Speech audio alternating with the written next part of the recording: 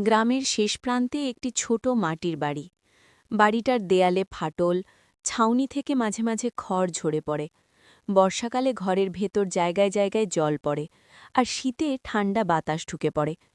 এই বাড়িতেই থাকত ৩ জন মানুষ, একজন দিনমজুর বাবা, এক সাদাসিধে মা, আর তাদের একমাত্র মেয়ে সাথী। সাথীর জন্ম দারিদ্র্যের মাঝেই, কিন্তু তার চোখে মুখে ছোটবেলা থেকেই ছিল এক আলাদা আলো। অন্য বাচ্চারা যখন খেলায় নেতে থাকত, সাথী তখন পড়ে থাকত বইয়ের পাতায়। তার কাছে নতুন জামা বা খেলনার চেয়ে বই ছিল অনেক বেশি দামি। সাথীর বাবা প্রতিদিন ভোরে কাজে বেরিয়ে যেতেন, কখনো কাজ মিলত, কখনো মিলত না। মা অন্যের বাড়িতে বাসন মাজতেন, তবু তারা চেয়েছিলেন তাদের মেয়েটা অন্তত পড়াশোনা করুক। সন্ধেবেলা কুপির আলোয় বসে সাথী পড়ত, চোখ জ্বালা করত, তবুও বই বন্ধ করত না।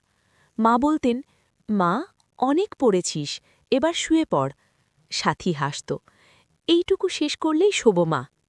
স্কুলে সাথী ছিল শিক্ষকদের খুব প্রিয়। প্রতিটা পরীক্ষায় সে ভালো নম্বর পেত। একদিন প্রধান শিক্ষক তাকে বলেছিলেন, সাথী, তুই যদি পড়াশোনা চালিয়ে যেতে পারিস, একদিন অনেক বড় মানুষ হবি। এই কথাটাই সাথীর স্বপ্ন হয়ে গিয়েছিল। কিন্তু সময়ের সাথে সাথে সংসারের অবস্থা আরও খারাপ হতে লাগল। কাজের দিন কমে গেল, অনেক সময় ভাত জুটত না। মা নিজের অংশটা মেয়েকে দিয়ে দিতেন। মাধ্যমিক পরীক্ষার সময় আসতেই সমস্যাটা বড় হয়ে দাঁড়াল। ফর্ম ফিল-আপের টাকা, বই, গাইড সব মিলিয়ে অনেক টাকা দরকার। এক রাতে সাথী ঘুমনোর ভান করে বাবা মায়ের কথা শুনছিল। মা বললেন, এভাবে আর চলবে না, ওকে পড়ানো বন্ধ করতে হবে। বাবা দীর্ঘশ্বাস ফেলে বললেন, জানি, কিন্তু বুকটা ফেটে যায়। সেই রাতেই সাথীর ভেতরে কিছু ভেঙে গেল। সে বুঝে গেল তার স্বপ্নটা হয়তো এখানেই শেষ। পরদিন সকালে ভারী মন নিয়ে সাথী স্কুলের দিকে যাচ্ছিল। হঠাৎ রাস্তার সামনে এক ভয়ঙ্কর দৃশ্য। একটি গাড়ি একজন মানুষকে ধাক্কা মেরে দ্রুত চলে গেল। মানুষটি রাস্তায় পড়ে রইল নিথর হয়ে। চারদিকে লোক জমে গেল। কেউ বলল, আমরা ঝামেলায় জড়াবো কেন?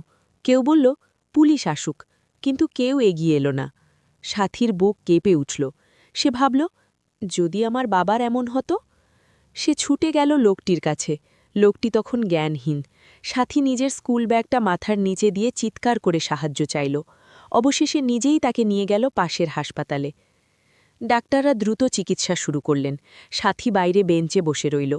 স্কুলে যাওয়ার সময় অনেক আগেই পেরিয়ে গেছে, কিন্তু তার কোনো চিন্তা নেই। একসময় ডাক্তার এসে বললেন, ভয়ের কিছু নেই, উনি এখন বিপদমুক্ত। সাথীর চোখে জল এসে গেল, স্বস্তির জল। কিছুক্ষণ পর লোকটির জ্ঞান ফিরল।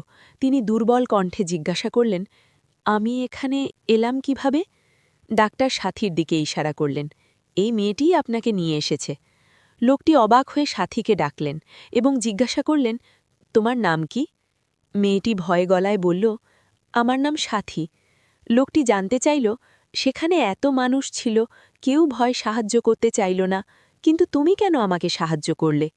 সাথী মাথা নিচু করে বলল, আমাদের স্কুলে শেখানো হয়েছে মানুষকে সাহায্য করাই মানুষের সবচেয়ে বড় ধর্ম। এই কথা লোকটির মনে গভীর দাগ কাটল। কথার ফাঁকে ফাঁকে বেরিয়ে এলো সাথীর জীবনের গল্প। পড়াশুনো, দারিদ্র্য, পড়া বন্ধ হওয়ার আশঙ্কা। বলতে বলতে সাথীর গলা কেঁপে উঠল, হয়তো আর পড়তে পারব না।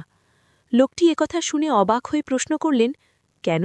তুমি তো এত মেধাবী একজন ছাত্রী, তবে পড়াশুনো কেন বন্ধ করবে? সাথী বলল, আমার বাবা দিনমজুর, আমার বাড়িতে ঠিকমতো খাবারই জোটে না, পড়াশুনো করতে টাকা পাবো কোথায় থেকে? কথা শুনে কিছুক্ষণ চুপ করে রইলেন লোকটি। তার চোখে জল। তিনি মনে মনে সিদ্ধান্ত নিলেন, তো মেধাবী মেয়েটির পড়াশুনো থেমে গেলে তার জীবন অন্ধকারে চলে যাবে। এটা হতে দেওয়া যাবে না। কিছু টাকার অভাবে আমি মেয়েটির মেধাকে নষ্ট করতে দেব না। কয়েকদিন পর এক সকালে গ্রামের মানুষ অবাক হয়ে দেখল, এক ভদ্রলোক সাথীর বাড়িতে এসেছেন। লোকটি জিজ্ঞাসা করলেন, এটা কি সাথীর বাড়ি? সাথীর বাবা ভয়ে বললেন, হ্যাঁ, সাথী আমার মেয়ে। আমার মেয়ে কি কিছু ভুল করেছে? লোকটি হাসলেন, আরে না না, সে আমার জীবন বাঁচিয়েছে।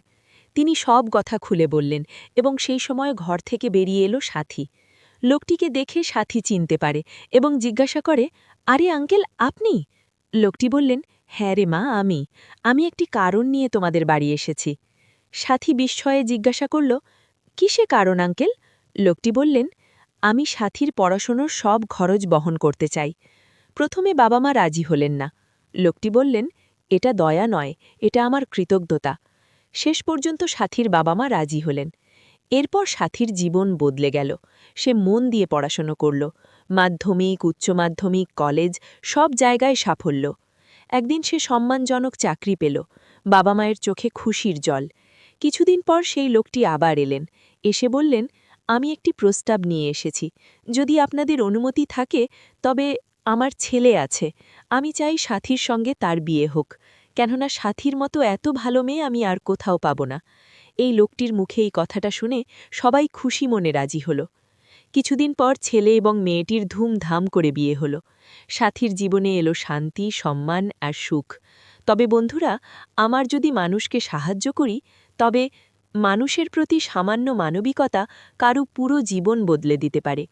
এই কাহিনীটি যদি আপনাদের ভালো লেগে থাকে তবে আমার চ্যানেলটি সাবস্ক্রাইব করে আপনাদের বন্ধু বান্ধবদের কাছে শেয়ার করে দিন।